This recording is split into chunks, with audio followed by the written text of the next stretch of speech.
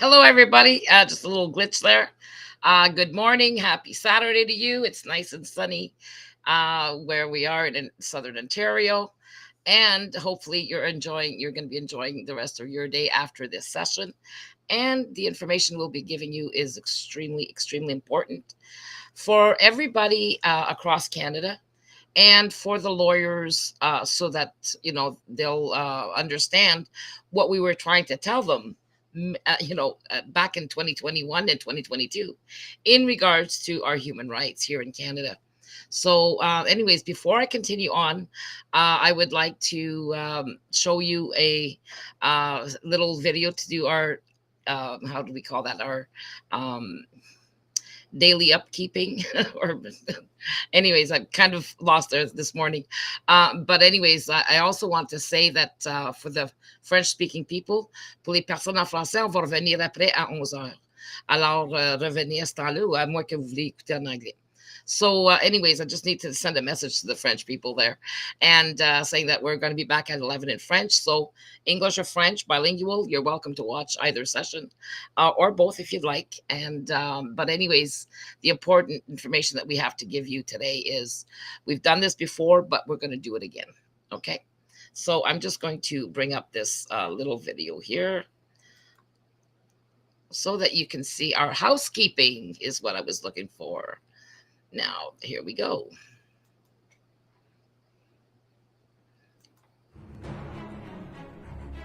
Dive into 2024 with the CPU's dynamic campaign, set to energize Quebec and Ontario by reaching 75,000 homes with our empowering message. Every contribution you make is pivotal, driving this ambitious initiative forward and ensuring our information lands directly in communities via Canada Post. We extend special thanks to our dedicated CPU members, whose grassroots efforts amplify our reach. This campaign is your gateway to being part of a significant movement for change. Whether you choose to donate or volunteer, your participation is key to our success. Join us in making 2024 a victorious year for collective freedom and community action with the CPU.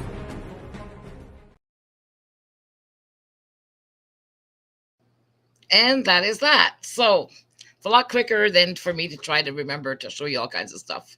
So, anyways, the reason I wanted to, what we are doing today is to explain exactly why the convoy could have stayed. Now, this is not in relevance again to um, the measures decided on by Justice Mosley.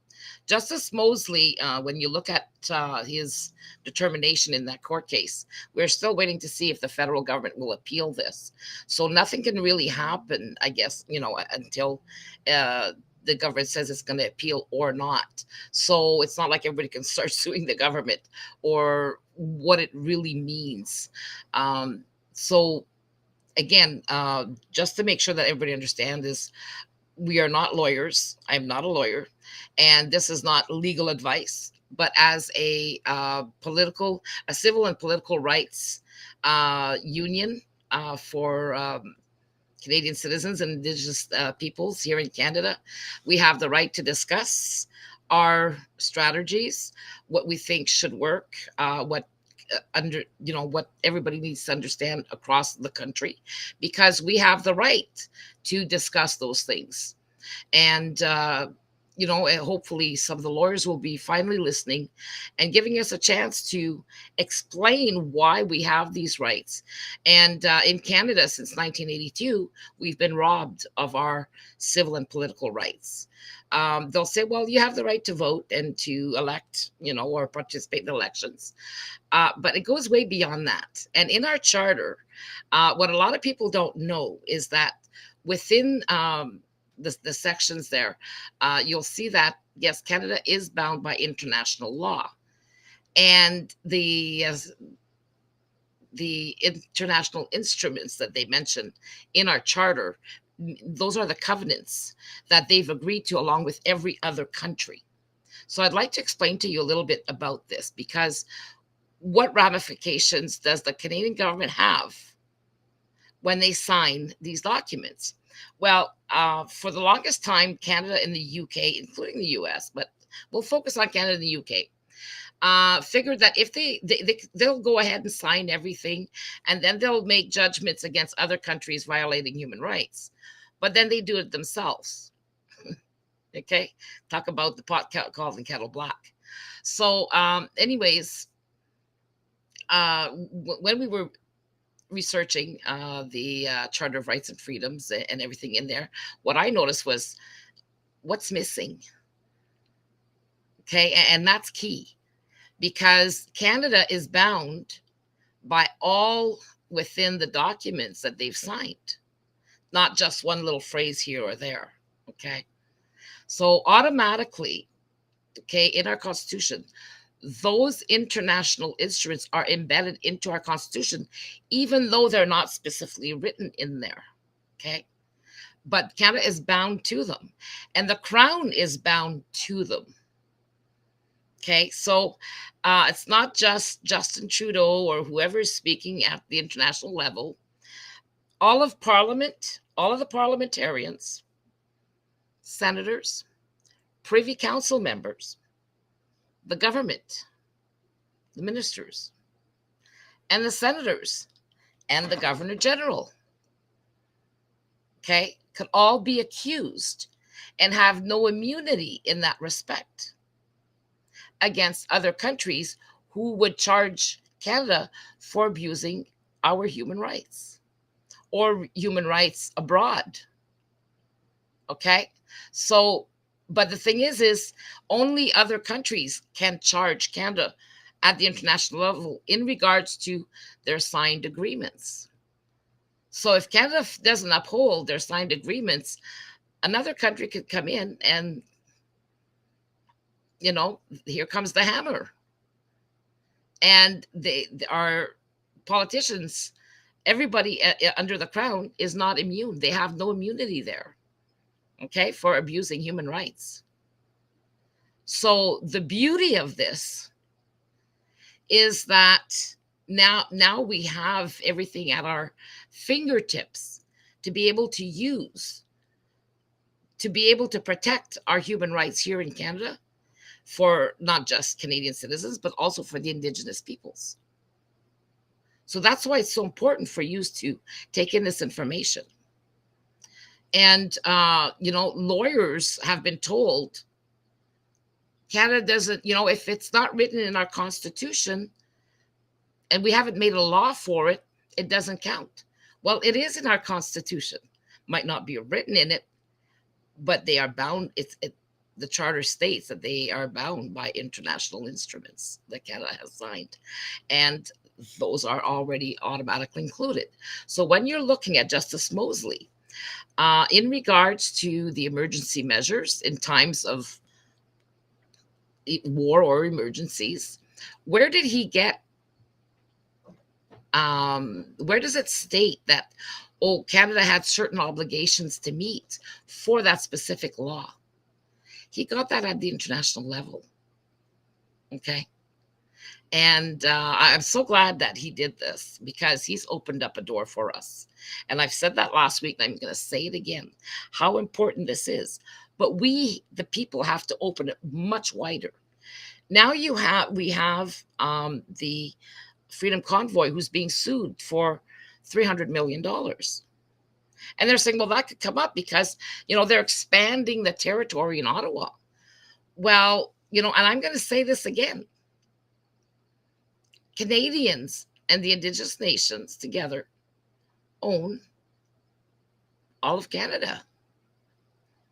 Ottawa, the city of Ottawa, isn't owned only by the citizens of Ottawa and isn't controlled only by the citizens in Ottawa. And that's important, because the way that they wait, they look at rights. Well, some rights are protected.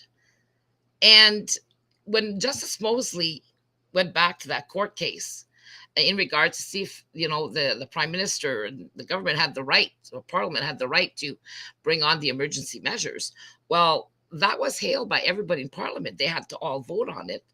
And the thing is they went ahead.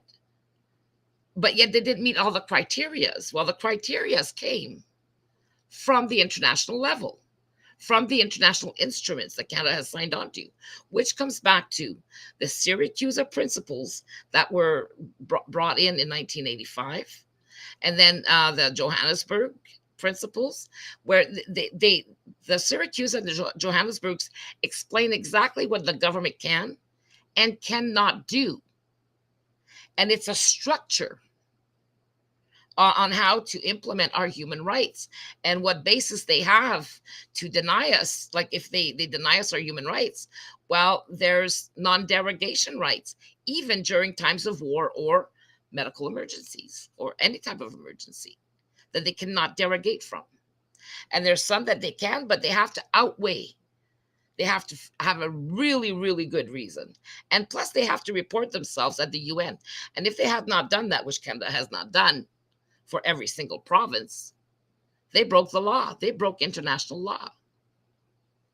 So we need to stand up and enforce this and make sure that other countries know about it, because now they're starting to make sure that because our country is involved in trying to destroy our international human rights laws, along with the UK, United States, Germany, okay, and other countries, trying to globalize us under the World Economic Forum and the parts of the UN that have been infiltrated. Well, not all of the UN has been infiltrated. And the only thing that works to our benefit right now are our international human rights, because our international human rights also cut the WHO at the knees. So everybody's in an uproar over the WHO and saying, let's get out of the WHO and let's get out of the UN. No, we don't need to do that. Those are the only rights we have, because once we destroy the rights of our human rights and our civil and political rights and cultural rights, we're sunk. The government can do whatever it wants because our charter permits it, because a lot of the things in our charter has not been challenged properly in court. So when things are not properly represented by lawyers, they'd lose their cases. Or even human rights, the Human Rights Commission has dropped the ball. The Human Rights Commission right across Canada and all of the provincial commissions, human rights commissions, should be charged as well with our politicians and the entire crown for abusing our human rights. But people will say, well, it's not that bad. You're not getting bombs on your heads. Palestine is having bombs, like people in Gaza. Yeah, that's really bad. Absolutely bad. But when we're looking at genocide, we're undergoing, a lot of our countries are undergoing a silent genocide created by the injections. By whom? Can our governments claim ignorance with what was in there and affecting everybody? Because now we have more excess deaths than we did with COVID-19, which is we mostly all had an immunity to anyway, to begin with. If this was all brought to court by non-corrupted judges, justices, and lawyers who knew what the hell they were doing, we'd have a really good chance at reclaiming our rights. And that's why we come to you today and every other day, and ever since we've started the Canadian People's Union 2017. And we were under another banner, My Freedom 2017, prior to that. And we've been repeating the same things over and over again. And we have people who say, well, the CPU, nothing really happens with them. Well, we bring you your right to freedom, legal right to freedom. Just like everybody else over we weren't expecting COVID. We weren't expecting everything that's happened. We weren't expecting all of the abuses and the discrimination that our governments created amongst us and the people, even amongst themselves. Families separated over an injection that is now going to kill them if they're, and hopefully they're lucky enough that it won't. But, something like that is not a one size fits all. And first of all, Canada had no rights to do this to the entire to force this upon the entire population, because whatever affects our genome is illegal at the international level. So imagine all of the atrocities Canada has done if one country turned around and started, coming after this government for not abiding by their international law instruments that they've signed. You want to know why I'm so happy since the beginning of 2024? I mean, I knew this stuff, but at least now there's a light at the end of the tunnel, but you need to be there. We can bring you all kinds of information, but if you do not read that information, or you're being misled elsewhere and wasting time, like with, these people who want to separate their provinces, do not know international law, and who could stop us from doing that? It's not just within our country. So people are making assumptions without knowing the facts, without knowing what all is involved. So that's what the CPU has brought to use: truth and facts. We're not lawyers, but we're Canadian citizens and Indigenous peoples getting together to try and clean the mess that our governments have created since 1982. We could go all the way back to 1931, but even 1931, we were not supposed to be completely decolonized even in 1931, because Canada, the provinces, decided to hang on to the skirts of the UK. So anybody who doesn't understand that, we were still colonized up to 1982, and still colonized to this day because it wasn't properly done. We need the people to rise to finalize it. And then what do we do with this Constitution? It's flawed. Yeah, it's flawed. It's only a draft. The original still is in the legislature in the UK, untouched by all of this corruption that we've seen since 1982 by politicians who only interchange. They sound good, just before elections. Oh, and they're going to give it to them. And, oh, yeah, I'm going to vote for this guy and that guy. And, and then we're going to be sitting here 4 years from now, repeating the same thing in regards to the ones everybody just voted for. Well, it's time for Canadians to vote for themselves. Okay? Because we have a chance of taking over, or not taking over, but we have a chance to be able to determine together what happens to our natural resources in this country, and not being mere subjects of the Crown of Canada. And then we can hopefully eventually turn taxation into dividends. And that goes a long way. And that's what we've been repeating to you, at least me, since 2014 with the Convention of Consent. A lot of people say, well, how many signed it? Well, we don't have enough, but we need to get enough. And this needs to be the year that we get at least a majority of Canadian citizens from the 7 provinces.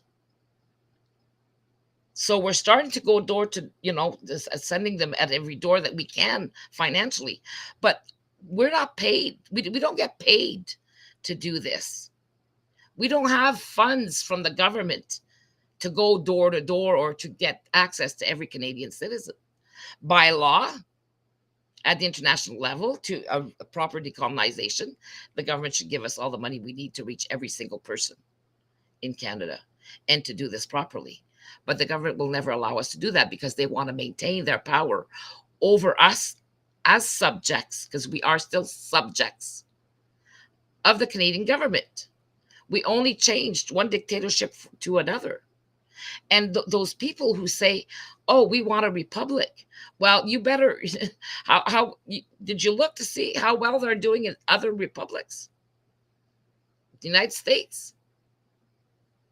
The United States are just as bad as we are. Their people need to focus on their country because their country is wreaking havoc worldwide. Do you know the history of China? Do you know that the UK had their hands on China for the longest time and still do?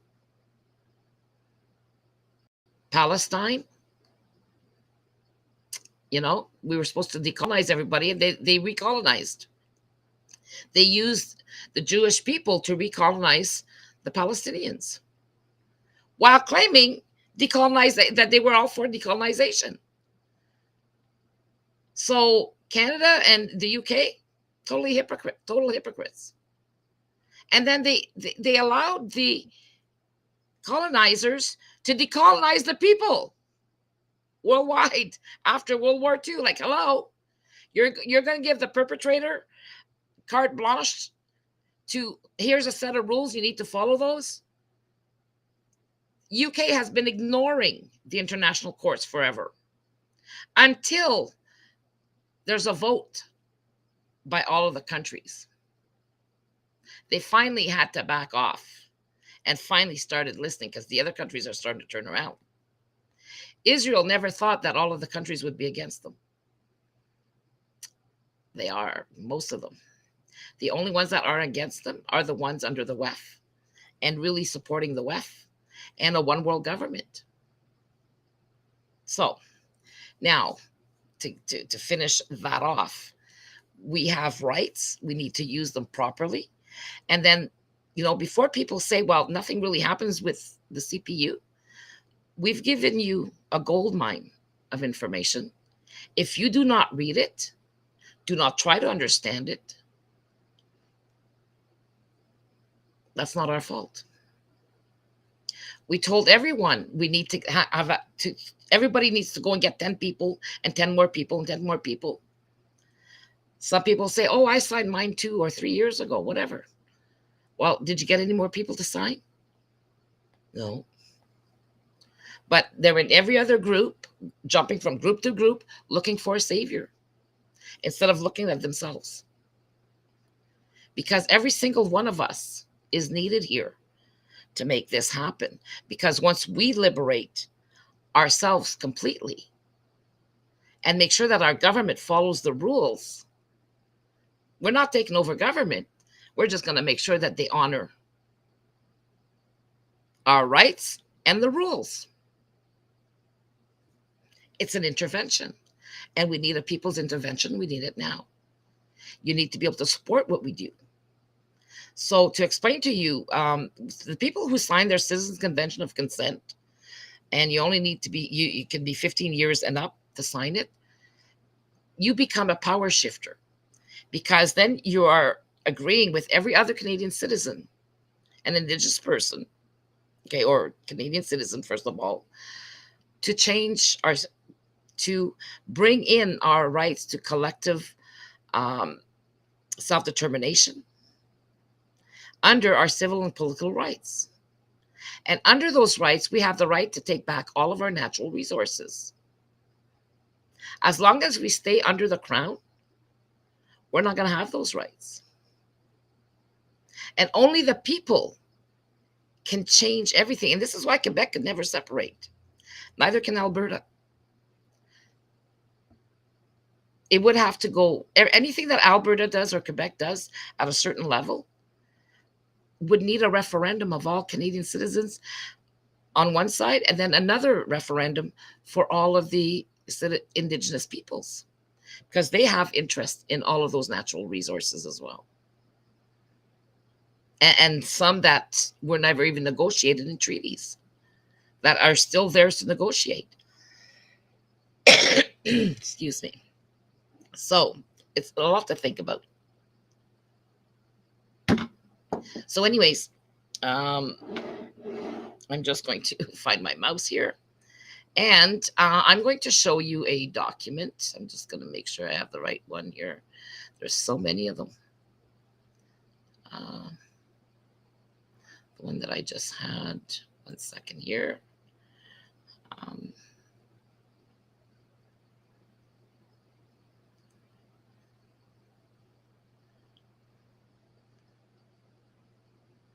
emergency measures. Okay, well, I'm just going to open this one up here and do a screen share with you as soon as I can. Oh, that's not the one.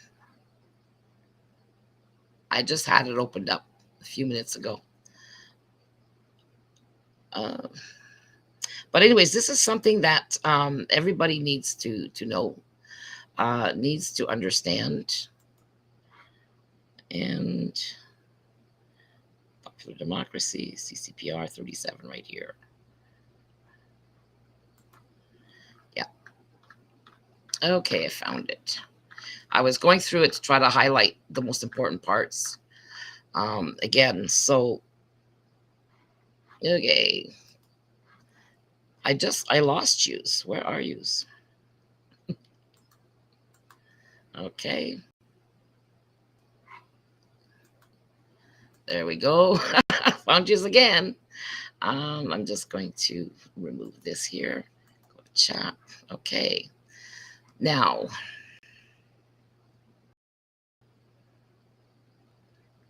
where's my share screen right here? Emergency measures.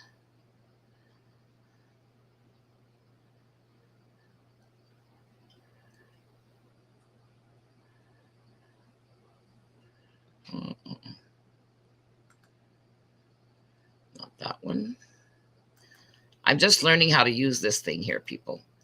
So I'm going to go back to this one, CPR, CG20. Okay. It's probably way at the end here because it's the last one I opened. Okay. No. Please have a little bit of patience. But anyways, this is what I sent to all the lawyers during the I showed you one last week, but there's another one here that's really, really extremely important. It's number C37. Oh, there we go.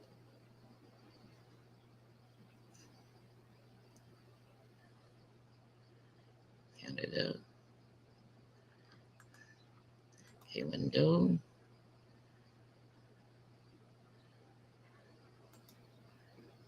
Tab.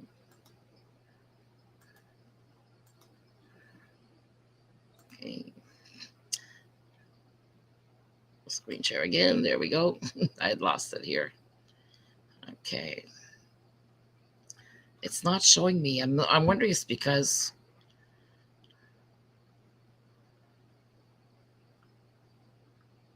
new tab. Well, I'm going to try this one, and hopefully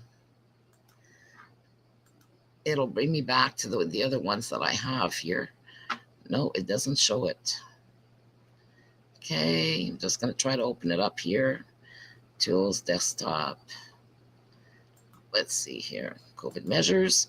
But anyways, this was the emergency measures and COVID-19 guidance. And you have to take the one that I gave you last week, or that I showed you last week. And there's 3 of them. Well, actually 4. And it also includes our rights to our to be able to how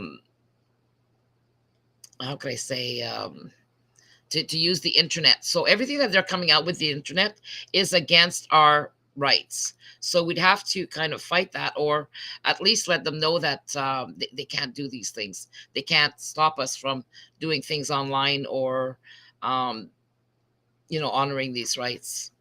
I'm just going to. This is really getting to me here. Can you see that? I'm not sure if you can see that. Okay. Okay. Oh, there we go. Okay, I can see myself here with this one.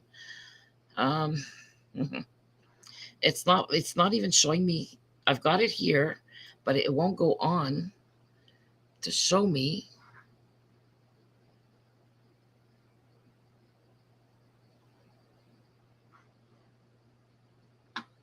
Okay, I'm just going to put that there. Hmm. So, anyways, I'm going to go to it and I'm just going to read you some of the things um, that it says.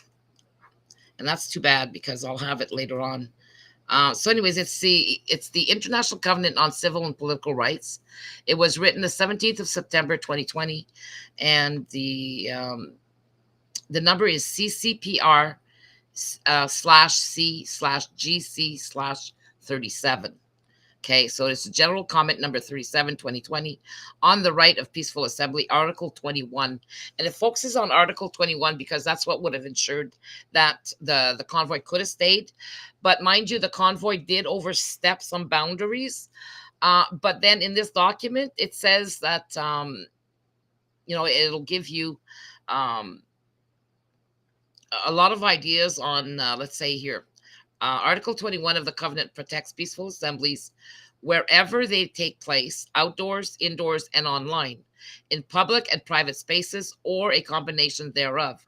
Such assemblies may take many forms, including demonstrations, protests, meetings, processions, rallies, sit ins, candlelit vigils, and flash mobs.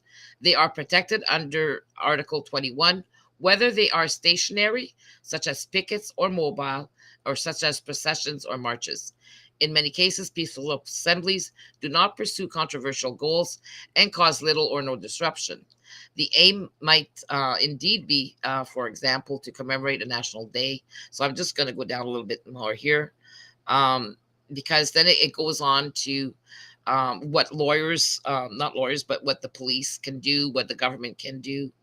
Um, so here it says the way in which assemblies are conducted and their context changes over time. This may in turn affect how they are approached by the authorities. For example, given that emerging communication technologies offer the opportunity to assemble either wholly or partly online and often play an integral role in organizing, participating in and monitoring physical gatherings, interference with such communications can impede assemblies. While technologies can be used to detect threats of violence and thus to protect the public, they can also infringe on the right to privacy and other rights of participants and bystanders and have a chilling effect. Moreover, there is increased private ownership and other forms of control of publicly accessible spaces and communication platforms. Considerations such as these need to inform a contemporary understanding of the legal framework that Article 21 requires. So then they go into the scope of the right of peaceful assembly. And it's got a hundred. Um, I'm just going to go all the way down here. It's got 110, I think. 102 paragraphs, okay, in regards to Article 21. And the most important is here it says relationship between Article 21 and the provisions of the covenant and other legal regimes. The full protection of the right of peaceful assembly depends on the protection of a range of rights. Use of unnecessary or disproportionate force or other unlawful conduct by state officials during the assembly may breach Articles 6, 7, and 9 of the covenant. An extreme case in which participants in peaceful assemblies are subjected to unlawful force or conduct as part of a widespread or systematic attack directed against any civilian population may also constitute, where the other relevant criteria are met, a crime against humanity. Restrictions on people's ability to travel, including abroad. Articles 12, Section 2, in order to participate in assemblies, marches, and other moving assemblies may violate their freedom of movement. Official decisions restricting the exercise of assembly rights must be open to legal challenges in a process that meet fair and public hearing requirements. Surveillance of those involved in assemblies and other data gathering activities may violate their right to privacy. Religious assemblies may also be protected under the freedom to manifest one's religion or belief. The right of peaceful assembly is more than just a manifestation of freedom of expression. It often has an expressive element, and the rationale for the recognition of these two rights and the acceptable restrictions overlap in many ways. Freedom of access to information held by public bodies underlies the ability of the public to know about the legal and administrative framework applicable to assemblies and enables them to hold public officials accountable. Freedom of association also protects collective action, and restrictions on this right often affect the right of peaceful assembly. The right of political participation is closely linked to the right of peaceful assembly, and in relevant cases, restrictions must be justified under the conditions set out in both Article 21 and Article 25. The right to non discrimination protects participants against discriminatory practices in the context of assemblies. Participation in peaceful assemblies may be restricted in accordance with Article 21, however, in order to protect the rights and freedoms of others. So you got to kind of weigh the issues here. So the right of peaceful assembly has an intrinsic value. It is, moreover, often exercised with the aim of advancing the implementation of other human rights and other norms and principles of international law. Okay? In such cases, the duty to respect and ensure the right of peaceful assembly derives in legal justification also from the importance of the broader range of other rights, norms, and principles whose implementation it advances. But it goes on to a lot more than that. And then it gives you what the police have the right to do and no right to do. And, assembly during states of emergency and armed conflict. So, I almost had everything in here like yellowed out. Then I thought, well, I'm gonna stop this. And first of all, the cops are the police at an assembly. Just to give you an example here, firearms are not appropriate tools for the policing of assemblies. They must never be used simply to disperse an assembly. In order to comply with with international law, any use of firearms by law enforcement officials in the context of assemblies must be limited to targeted individuals in circumstances in which it is strictly necessary to confront an imminent threat of death or serious injury. Given the threat that such weapons pose to life, this minimum threshold should also be applied to the firing of rubber-coated metal bullets. So they only accept metal bullets. Where law enforcement officials are prepared to use for the use of force or violence is considered likely, the authorities must also ensure that adequate medical facilities are available.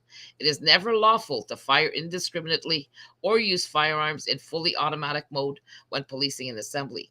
The state is responsible under international law for the actions and omissions of its law enforcement agencies.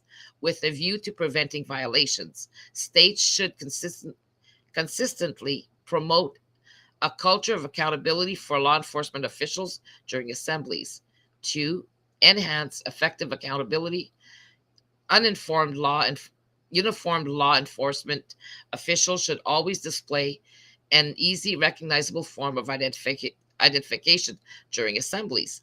States have an obligation to investigate effectively, impartially, and in timely manner any allegations of reasonable suspicion in unlawful use of force or other violations by law enforcement officials, including sexual and gender-based violence in the context of assemblies. So this is really at the extreme here. Here it says both intentional and negligent action or inaction can amount to a violation of human rights. Individual officials responsible for violations must be held accountable under domestic and, where relevant, international law, and effective remedies must be available to victims. All use of force by law enforcement officials should be recorded and reflected promptly in a transparent report.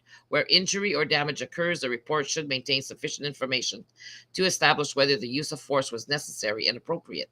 By setting out the details of the incident, including the reasons for use of force, its effectiveness, and the consequences of it. And there's a place where it says that they're not allowed to use, they can use body cams and that, but again, they have to honor our rights to privacy. Okay. So the state is ultimately responsible for law enforcement during an assembly and may delegate tasks to private security service providers only in exceptional circumstances. In such cases, the state remains responsible for the conduct of those service providers. This is in addition to the accountability of the private security service providers under domestic and, where relevant, international law. So when people were wondering, well, where are these cops coming from? Who are these people? First of all, they're supposed to be identified. So that I think that's another thing that the government kind of did wrong there. The authorities should set out the national legislation, the role and powers of private security service providers in law enforcement, and their use of force and training should be strictly regulated. So are they regulated? So these are all things that we can look into in regards to what the lawsuit that Ottawa is bringing about and what their claims are. So there's a lot of things in here that if the lawyers had their hands on, they would be able to use that and actually have some kind of format to be able to use in court. So, and here it says that the military can absolutely not be used. And this is why the military probably said no. But David Lametti, I don't know how he got his license, but anyways, as they say, teachers can't teach because they can't do. So, obviously, he had no choice. But him wanting to send out, tanks to the people was totally unbelievable and totally ignorant on his part. And obviously, he doesn't know nothing of international law. So most of the lawyers here, I think what we need to do as citizens is enforce that. So, because again, I'm sorry that I'm not able to show you all this and take at least the time to do it, but we're going to be sharing it with our members. And like I was saying a while ago, if you've only signed your Citizens Convention of Consent, you are a power shifter. We still give information to our power shifters. You're still part of the same group, but we also have paid CPU members, paid community members. So we have meetings with them every 2 weeks on Tuesdays for the English section at 8:30 p.m. Eastern Time, and on Wednesday in French at 8:30 Eastern Time as well. So we're going to be going this in our next meeting over this document here, because it's very important that you all understand this. Some of the stuff that's in here is just unbelievable, that we're not more prepared in Canada for peaceful assemblies. And, violence means what? There's a certain barometer where they can claim violence, but there's a law that they can't claim violence. Now, was the honking of horns violent? That'll be, that should be questionable. Did they kind of overdo it with the sirens and that? Yeah, maybe. But this, at the international level, this is compared to huge. Okay, what happened in Canada can be comparable to other assemblies that have happened in other countries. And then we look at the court cases that came out of those countries, and what did the justices say in regards to the international law protections under Article 21. And that is automatically embedded into our Constitution to begin with, without them wanting to admit it. So we'd be able to do something here. And the citizens of Ottawa, when you're in a city that the government is in, the federal government is above the city and above the province.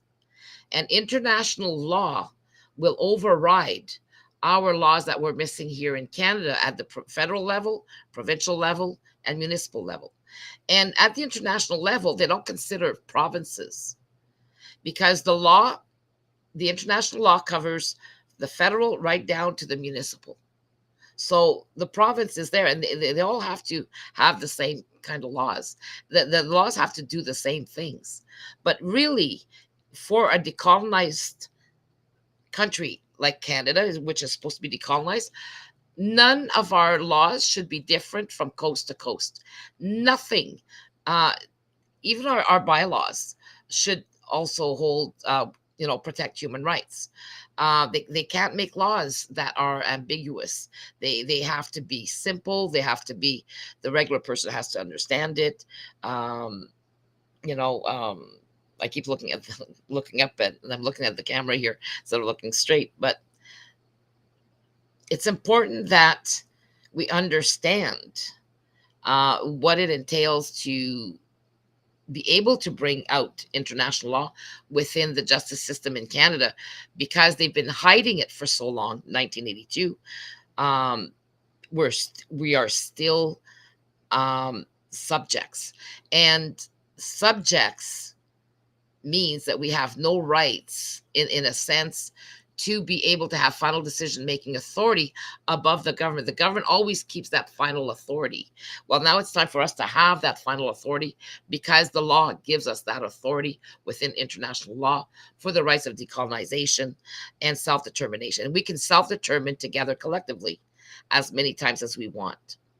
Nothing in law states that the Canadian citizens and the Indigenous nations coming together have to relinquish all power to the Canadian, to the government. So, because of that, we decide what the government can and can't do. So, technically, what all we're trying to do at the Canadian People's Union is to get the Canadian citizens and Indigenous peoples as the head of state, with veto power, like the prerogative which the Crown has, and place that back into our hands, because that should have been handed over in 1982, and it was handed over to the federal government, to the Crown. And as long as we stick to that and we don't change that, nothing in Canada will change. So it's important to learn international law. It's important to understand that, yes, the WHO thing was bad. It scared everybody.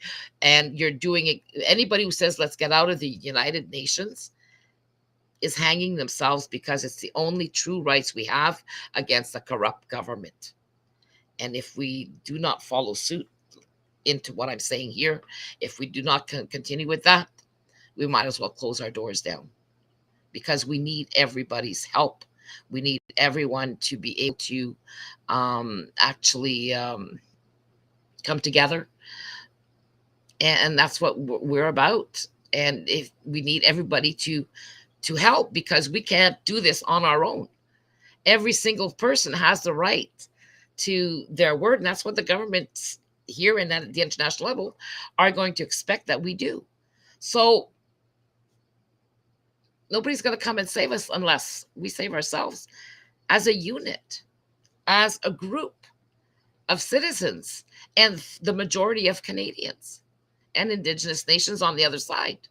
And then we can come together in a partnership where everything is, let's look at all of our natural resources. We're supposed to be equal partners with the Indigenous nations to begin with in Canada on all resources. Okay? And we can go back to 1904 on that one. So, and even before 1904, but in the reason why I say 1904 and the natural resources, Canada had decided that we would get 14% from private investors who got all the mineral rights, got all the oil rights. So 10% would go to the Canadian government, and then 4% to the Indigenous nations. I don't know how much that's changed from now, because they keep hiding documents. Now that's another issue. Why is Canada hiding documents? They went after this one guy for, apparently, he let out some secrets. Well, a country that is supposed to be democratic, honest, has nothing to hide, works for their people, certainly doesn't hide anything from their people. And if you look at what happened in South Africa, they're not allowed to take contracts and block everything out. The people have the right. The justice, the Supreme Court in Africa determined that, yes, the people have the right to know everything. Therefore, the government is not allowed to block out any information. So what is Canada doing that, it's secret, so secretive? You can only claim that if you're up to no good. fighting other countries' wars for corporations. These are all corporate wars, people. Everything being done in Israel against Gaza is about oil and gas. The UK being involved in that, the United States being involved in that, and Canada and Germany. Okay? They want to take these resources away. Why do they want to attack Iran? Why did they attack Iraq? Why did they kill Gaddafi? There was 5 countries left after Gaddafi. That's who they're going after now, because there's only 5 countries they couldn't control. So there's a lot more to this story. And if you join the CPU and you are a member, and this is the first time you hear this, join our meetings. Read the documents we give you. You know, you could be just as good as a lawyer right now if the people that have been following us or even becoming our members would read the information we hand out. Sometimes it's hard. But how are you going to explain to your kids if we don't succeed? Our kids have to be able to succeed. So we're bringing out the information so that our kids can continue on in case something happens. But let's make 2024 the year that we liberate everybody legally. So anyways, I'm going to leave you with this because I'm late for the French one. So again, I'm sorry that I wasn't able to produce the document, but hopefully I'll practice with this thing. Maybe I had to have it open before I went live. It's probably the reason for that. But anyways, our members will have it. We'll discuss it again. It's already in our community. We'll discuss it at our next meeting we just had our meeting, so in 2 weeks we're going to be going over that. And in the meantime, I ask our members to get to the community and download the document, and we need to get that word out so that the court case, the people of Ottawa cannot sue the convoy. There's maybe some things that, the convoy did wrong, but the most of it, no. Can it qualify as being a violent and, destroying the city and all that? No, because in this document, it says that if the police did something to the police are the ones who parked the trucks there anyway, to begin with. So what was it, an occupation, really? They were allowed to be there for as long as they wanted, as long as need be. And that's what's in those documents. So, hey, the people in Ottawa live where the people can go and protest, and the city's rights is not above the rights of the protesters across Canada. Don't like it? I'd suggest you move further down, not so close to the city core, whatever. But, there's ways that if the lawyers follow international law, they should be able to win this case, or at least have it thrown out. And that's why it's so important for people to listen to the CPU. So important to read the documents. So important for all the lawyers in Canada to organize themselves and really start making the law count in Canada, because those agreements protect us against the corruption in Canada, and the corruption is rampant, and it wouldn't be that way if the people were in charge or if the government was accountable to all of their actions. And these rights protect us. So hopefully the next time that I come on, I'll have those documents again, and I'll figure out this program here. But anyways, I'm sorry I wasn't able to show it to you. But anyway, we'll come back at a later date, and hopefully you'll sign your Citizens Convention of Consent. I'm going to finish off with another video for you to, those who are just listening to us to begin with, and even our old members and people that have left, some that have come back. We're not like any other group in Canada. And that is why, is because we're doing this on the legal aspect the only way that it can be done.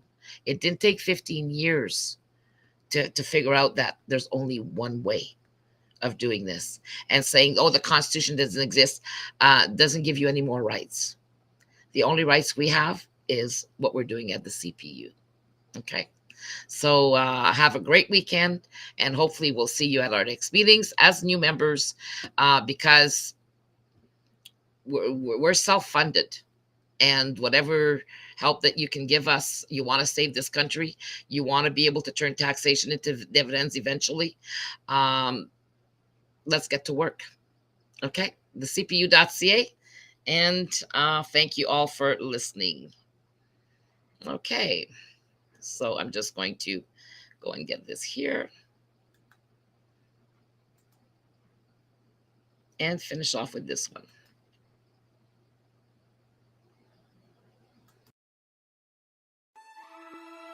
Attention, Canadians. Feel disconnected from our current political system? Join the power shift to freedom movement by the Canadian People's Union and be part of a bold vision for Canada's future. It's time to shift the political power to its rightful owners, the Canadian citizens and Indigenous peoples of Canada. Dive into our history, understand the need for change, and embark on the quest for true democracy. Are you concerned about our nation's commitment to human rights and self-governance? The power shift to freedom aligns with vital treaties and international laws, enabling us to claim our rightful place as collective head of state. We advocate replacing our partocracy system with a true democracy to ensure your voice counts more than party interests. When our national collective civil and political rights are respected, your influence on policies will be direct and impactful. Join us on this noble struggle to make every Canadian and Indigenous peoples a meaningful participant in our future. People 15 years old and over can sign the Convention of Consent and unite for our rights in the Constitution. Ready to be part of this transformative movement? Visit thecpu.ca for more details. Embrace the change and shape our future.